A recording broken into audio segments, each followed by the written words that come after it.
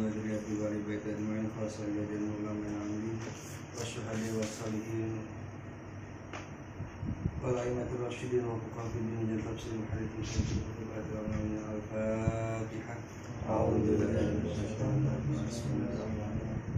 الحمد لله رب العالمين الرحمن الرحيم مالك يوم الدين إياك نعبد وإياك نستعين صراط المستقيم صراط الذين أنعمت عليهم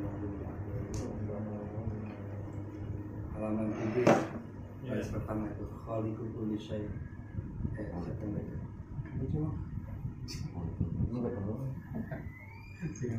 Bismillahirrahmanirrahim.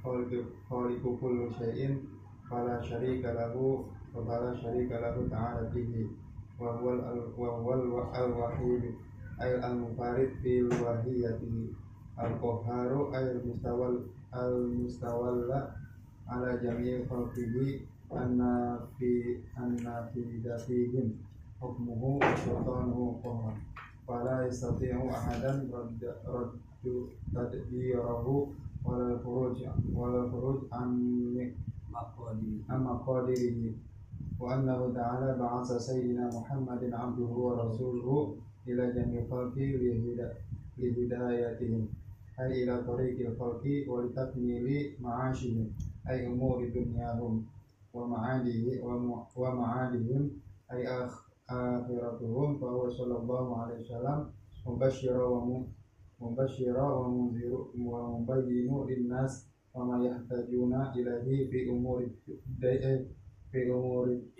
din wa dunya. Bismillahirrahmanirrahim. Subhanaka la ilma lana illa ma 'allamtana innaka antal alimul hakim. Allahumma shalli wa sallim ala sayyidina Muhammadin al-fatih lima ughliqa al-khatim lima sabaq an-nasirul haqqi bil haqqi wal hadi ila siratikal mustaqim wa ala alihi wa sahbihi haqqa qadri wa miqdaril azim. Masih mengenal Allah. Khaliqu kulli syai'. Allah itu menciptakan segala sesuatu. Jadi kategori syai' itu apa aja, sesuatu. Makanya ada doa itu ya, yang saya lihat sih dari Syekh Al-Kabani itu pernah dengar. Allahumma hamni wa nahnu ahaqqu bi rahmatika wa qul tawakkal fa haqq wa rahmati wasi'at kulla syai' wa nahnu syai'un min asya'ika. Itu kata saya akan dalam doanya. Ya Allah, ya, Engkau berkata, Engkau berfirman dalam firman-Mu, wa rahmati wasi'at kulla syai'. Kasih sayangku meliputi segala sesuatu, syai'. Waha, dan inilah nahnu, ya, syai'un min asya'ika, sesuatu daripada sesuatu itu. Itu. Jadi doanya kan dia pakai ambil dari Al-Quran. Ya Allah, ya, Engkau kan berkata, berfirman, firman-Mu kan maha benar. Ya, warahmati, kasih sayangku, ya, warahmati wasi'at kulla syai', itu menyeluruh bagi segala asyai'. Nah, kami kan syai' itu, gitu. Makanya rahmat ini kami berhak kita dapat rahmat juga. Itu indah betul ya doanya itu. Nah, Allah menciptakan segala sesuatu. Jadi fala syarikalah, maka tidak bisa ada sekutu bagi Allah. Kalau Allah yang menciptakan, masa iya sang pencipta sama yang menciptakan? Kalau misalnya Tuhan itu manusia, masa manusia sama? Apa Tuhan itu sama kayak manusia? Perlu hidung, perlu makan, perlu tidur, perlu istirahat, perlu dihormati, marah kalau dicaci. Itu kan sifat-sifat manusia. Nah, Allah itu ya gak bakal mungkin sama yang diciptakan. Jadi gak ada sekutu lah bagi Allah. Wahwa al-wahidu, dan Allah itu adalah wahid, esa, sendiri, ay al-munfaridu fi uluhiyatihi, yaitu sendiri dalam ketuhanannya. Yang sering saya gambarkan, kalau Tuhan itu ada dua aja, ya mungkin sampai sekarang dunia itu nggak ada. Jadi mustahil Tuhan itu dua, apalagi tiga. Kalau mustahil, ya iya. Kalau Tuhan itu dua, ya apalagi tiga, repotnya luar biasa. Kalau Tuhan dua, misalnya sekarang dunia itu nggak ada. Kenapa? Karena dari dulu sampai sekarang Tuhan masih debat. Dunia ini, bumi ini bulat apa kotak? Seumpama gitu. Nah, kalau Tuhan yang satu bilang bulat, yang satu bilang kotak, dan ini Tuhan sampai sekarang masih ribut, berarti belum ada bumi. Nah, bukti bumi ini sudah ada, berarti Tuhan cuma satu. Oh, Tuhannya satu ya karena Tuhan yang kotak ngalah. Karena bulat kan, Tuhan yang kotak ngalah. Ya kalau Tuhan yang kotak ngalah, ngapain jadiin Tuhan? Ini satu aja deh Tuhannya. Gitu, masa Tuhan ngalah? Oh enggak, kan kerjasama, enggak ngalah, kerjasama. Ya masa Tuhan butuh bantuan yang lain? Ya, jangan jadi Tuhan kalau masih butuh bantuan yang lain.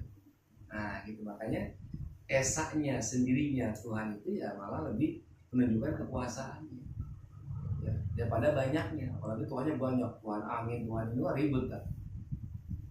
Tuhan anak, Tuhan Bapak, wah repot udah. Ya, kita misalnya nggak CS Tuhan Bapak, asal CS Tuhan anak beres. Ya enggak? Nah, itu repot jadinya.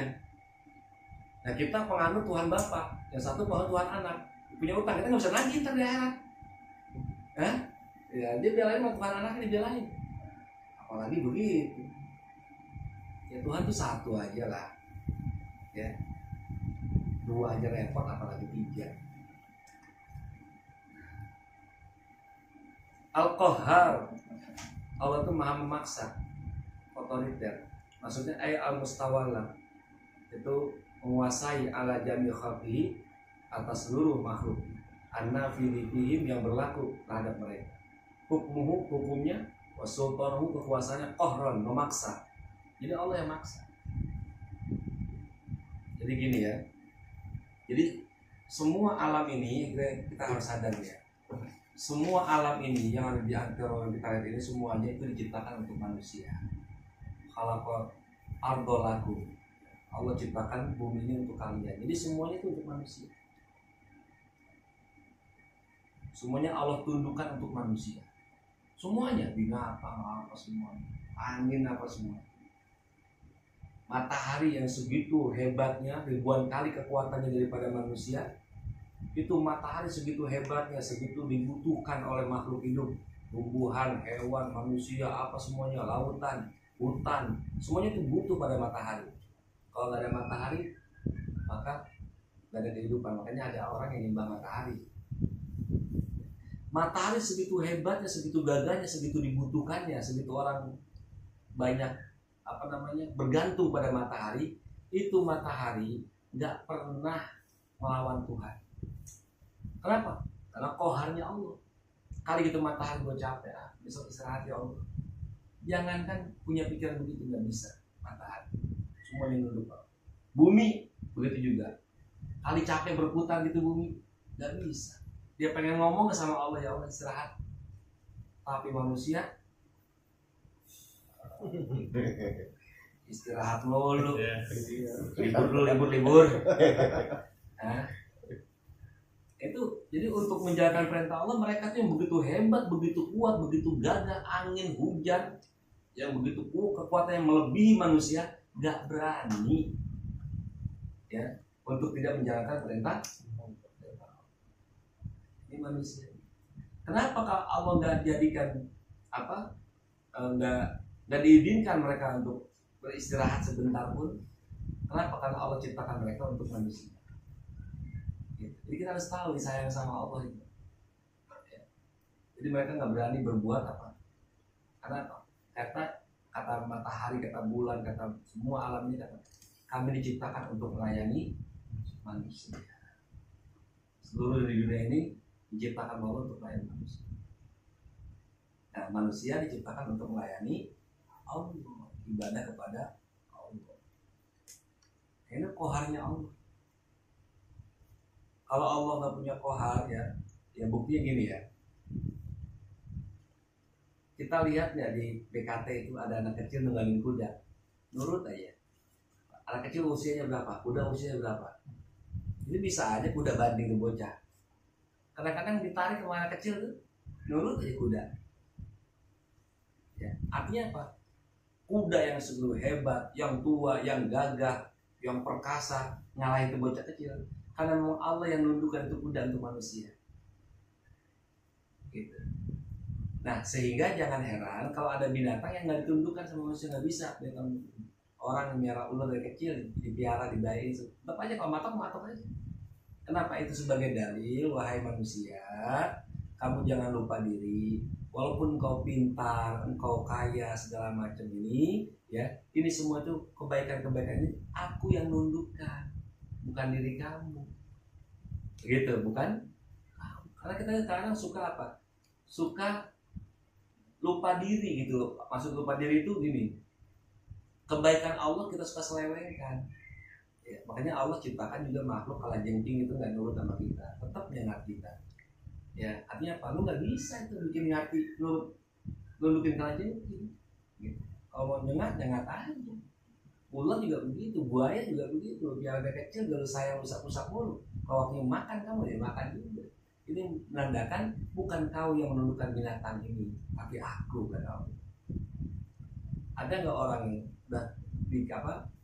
Ada bayi kecil lemah jatuh ke kandang beruang, tapi beruang nggak diapa-apain, nggak ngapa-ngapain bocah, nggak makan nggak apa. Tapi pawangnya yang biasa ngasih makan, karena sudah digigit sama beruang. Apa sebabnya? Itu tadi semuanya ditazkirullah, semuanya diatur sama Allah, Allah yang nundukkan itu semua. Karena kalau ukuran lemah, beruang mestinya kan makan bocah, jangan makan pawang yang udah gede yang bawa tongkat yang bawa. Kenapa nyerang pawang malah? Nah, itu bukti ya. Ini yang atur Allah. Nah kita tuh begitu karena kebaikan Allah kayak matahari itu. Itu kan matahari itu kebaikan dari Allah. Kita juga suka salah, kebaikan Allah, rezeki dari Allah kita salah gunakan. Akhirnya ada yang nyembah matahari karena jangan sampai-sampai ya ada simbol ya. Saya baca buku tuh siapa yang ngarang itu orang barat. Cuman ya saya buang ke buku karena emang gak bagus juga sih. Tapi ada simbol, judulnya tuh simbol rahasia yang belum terkuak di dunia. Makanya kita bisa lihat tuh patung Bunda Maria atau foto Bunda Maria kadang-kadang di belakangnya ada matahari yang bersinar, atau dewa apa di belakangnya ada matahari. Karena dianggap tuh matahari adalah sumber kehidupan. Jadi soalnya menyembah matahari walaupun ada sosok seorang Bunda Maria atau dewa siapa gitu. Ada matahari.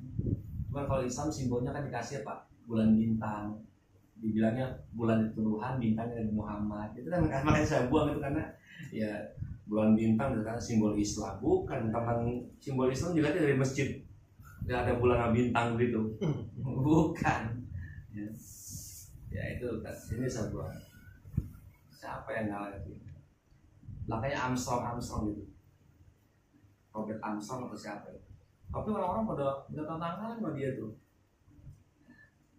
Nah itu Allah juga ciptakan ya. Allah ciptakan nakhla wal inaba rizqan hasanan lakum. Allah ciptakan korma dan anggur sebagai rizki yang baik untuk kalian. Jadi itu rizki yang baik atau Allah ciptakan. Cuman manusia apa yang digunakan, terjadi terhadap korma dan anggur tadi, dibikin khamr. Padahal itu rezeki dari Allah, dibikin matahari ciptaan Allah dijadikan sekutunya. Nah ini kebodohan manusia, itu kekufuran. Walaupun Allah tuh, jadi jangan sampai kita tertipu oleh kebaikan Allah gitu loh. Jadi ingat aja, makanya Nabi Ibrahim itu kan ngajak kita nih orang-orang yang punya perasaan kayak begitu, punya pemikiran begitu, diajak dulu. Saya menyembah saya lihat bintang, saya pikir dengan Tuhan. Kita bintang itu kecil, kalah gede sama bulan. Akhirnya inilah Tuhan, karena Tuhan lebih besar, bulan lebih besar daripada bintang. Ternyata bulan itu malam juga hilang. Akhirnya ada siang, ada matahari, lebih gagah lagi segala macam, matahari lebih hebat. Katakan ini adalah Tuhan. Ternyata matahari itu malam hilang. Aku tidak akan menyembah Tuhan yang hilang, maka aku sembah Sang Pencipta itu semua. Jadi ini cara retorika Nabi Ibrahim untuk berdakwah. Gitu. Ini diajak, gitu. Jadi yang bubur disalahin, kalau disalahin ya penyembah patung, penyembah berhala, penyembah matahari itu kalau disalahin mereka malah merasa benar nanti. Gitu. Disalahin malah merasa benar. Nah ini dawayan juga itu gitu. Batu banyak manfaatnya. Akhirnya orang jadi milih apa? Nyembah batu. Ya begitu. Ya. Jadi kita salah apa? Rezeki Allah. Allah kasih kita duit, tadi kita nyembah duit. Sama. Nah, jadi semua itu koharnya Allah. ya.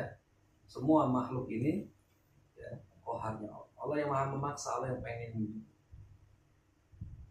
Jadi fala yastati'u ahadun raddu tadbirihi, maka tidak akan mampu satupun raddu tadbirihi, menolak pengaturannya Allah. Ada yang berani, matahari gak berani itu nolak.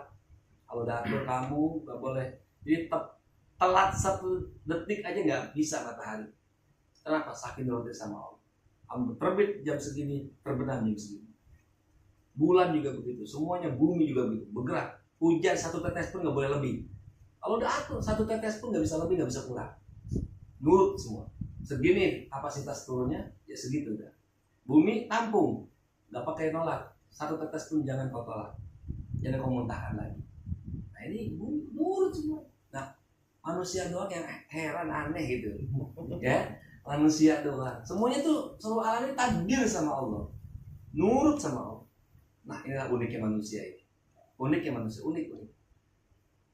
Jadi walal khuruju an maqadirihi, dan mereka itu semua tidak bisa keluar daripada maqadirihi yang sudah ditentukan sama kali itu. Matahari nyimpang sedikit kan, nengsok kali, agak geser kemari ada muternya, nggak bisa. Matahari nggak pernah, semuanya nurut, tidak keluar, tidak menyimpang. Manusia yang nyimpang, suruh kawin sama perempuan malah penyimpangan. Aduh, itulah manusia ya, unik. Nah, wa anahu ta'ala, dan di sini. Ya. Ini endingnya nih. Wa anahu ta'ala ba'atha sayyidana Muhammadan abduhu wa rasul. Dan Allah Ta'ala itu mengutus Nabi kita, Nabi Muhammad SAW, sebagai hamba dan rasulnya ila jamil khalqi, kepada seluruh makhluk. Bukan orang Islam, seluruh makhluk, manusia semuanya, jin, ya, malaikat, semuanya makhluk kecuali Allah. Itu Nabi kita diutus begitu. Makanya Nabi rahmatan lil alamin. Kalau untuk ukuran mau dihancurin dunia, dari dulu sudah dihancurin di zaman Nabi Adam. Sudah dihancurin. Kenapa? Karena dari situ sudah ada kejahatan. Abang bunuh adik. Ya, Qabil bunuh Habil. Dari situ pun sudah pembangkangan. Zaman pembangkangannya itu si Qabil suruh nikah sama Labuda, saudara kembarnya Habil nggak mau, kan ngebangkang. Nah, jadi kalau untuk ukuran pembangkangan itu bisa bikin hancur manusia, dari dulu sudah hancur di dunia. Kenapa kok sampai sekarang belum dihancurkan? Gitu. Ada tujuan Allah di ayat ini. Apa? Kuntum khairu ummatin ukhrijat linnas. Kalian adalah umat terbaik yang dikeluarkan untuk manusia. Jadi karena kita umatnya Nabi, ini umat yang ditunggu. Jadi kita ini dapat label sebaik-baiknya umat. Kalau umat ini belum keluar, maka belum hancur dunia, belum dihancurin. Jadi Allah kalau udah ngomong duluan, nanti bakal ada umat terbaik. Itu umat Nabi Muhammad SAW. Makanya Nabi pun jadi Nabi terbaik. Kita ini bisa menjadi umat terbaik karena Nabinya terbaik. Kenapa? Karena Nabi terbaik itu karena rahmatan lil. Nah, karena alamin ini ya, orang mukmin, orang kafir juga itu termasuk alam. Gitu. Kenapa nggak dihancurin? Karena ada Nabi. Gitu. Kenapa nggak dihancurin? Karena ada umat ini. Nah, umat ini yang ditunggu. Waktu ayat itu ada, kita udah lahir belum? Belum lahir. Tapi kita udah punya label itu tuh, untung khairon ummah, kalian adalah sebaik-baiknya. Bayangkan, belum lahir kita udah punya label itu. Mesti kerja dulu, cakep, baru dibilang sebaik-baiknya umat. Belum lahir kita punya label itu. Kalau apa? Kalau ta'muruna bil ma'ruf wa tanhauna 'anil munkar. Amar ma'ruf, nahi munkar. Nahi munkar dan ma'ruf juga gitu. Jadi ajak orang ngaji, ajak orang sholat, itu baru khairul ummah. Orang maksiat larang, tegur. Orang pacaran misalnya di mana, di pojokan tempat gelap-gelap, ya masih pakai pakaian seragam sekolah misalnya, tegur nak, pulang nak, jangan ngapain nongkrong sampai malam-malam di sini, ibu kamu bapak kamu nungguin. Ya, jadi jangan bisu mulut kita itu, tegur, pulang kamu ditungguin, ngapain besok kan sekolah lagi. Jangan diem kalau kita menjadi umat yang terbaik. Nah kalau takmuru nabil ma'ruf wa tanhauna 'anil munkar udah nggak ada, kita sudah cuek-cuekan, biarin dah dasar masing-masing urusannya. Oh, neraka yang neraka dia, surga kita. Nah kalau itu berarti kita sudah nggak jadi khairul ummah lagi.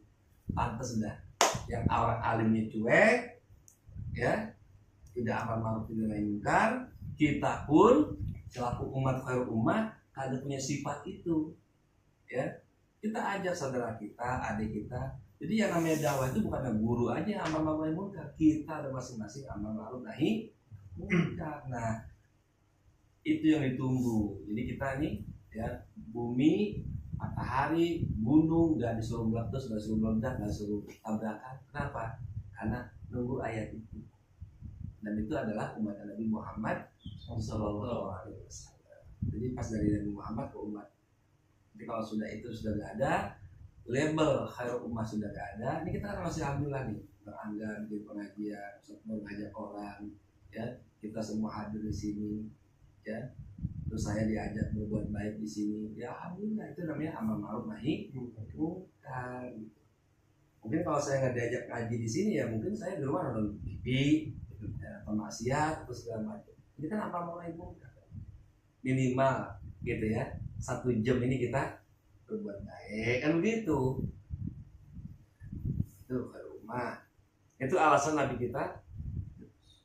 Jadi tujuannya apa? Lihidayatihim, untuk memberi hidayah kepada mereka, ila thoriqil khalqi, kepada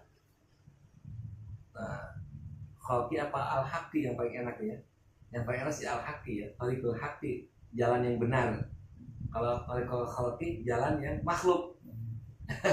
Ya, jadi enaknya itu thoriqil haqqi ya, jalan yang hak, jalan yang benar, itu hidayah itu. Tujuannya apa? Litakmili ma'asyihim, untuk menyempurnakan kehidupan mereka.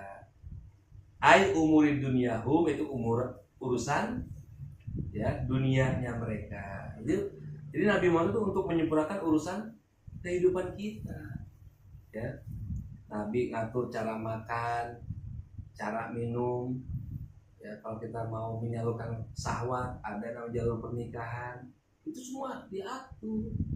Coba kalau nggak ada aturan itu, berantakan. Makanya Nabi diutus. Wa ma'adihim, dan nanti juga untuk menunjukkan ma'adihim, tempat kembalinya mereka, ai akhiratihim, maksudnya akhirat mereka.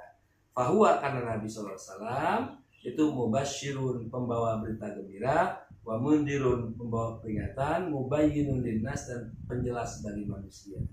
Ma yahtajuna ilahi, apa yang dibutuhkan manusia kepadanya, fi umuruddin wa dunia, dalam urusan agama dan dunianya. Jadi apapun seni kehidupan kita, kalau dapat petunjuk dari Allah melalui lisan Nabi Muhammad SAW yang sekarang itu oleh para ulama-ulama, insya Allah bahagia dunia dan akhirat. Pertama bisa bahagia karena bisa mengenal Allah Subhanahu wa Ta'ala. Nah besok hikmahnya kenapa Nabi diutus.